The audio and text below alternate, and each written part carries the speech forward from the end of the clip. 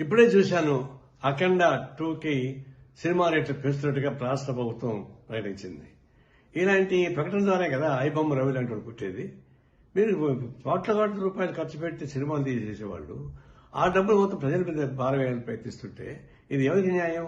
కాబట్టి ఇంకా ఈ విలువైన కాస్ట్లీగా ఉన్న సినిమాను చూడడానికి ఇష్టమైన ప్రజానీకం ఐబొమ్మ రవి లాంటి వాళ్ళు చేసిన సినిమాలు చూస్తున్నారు.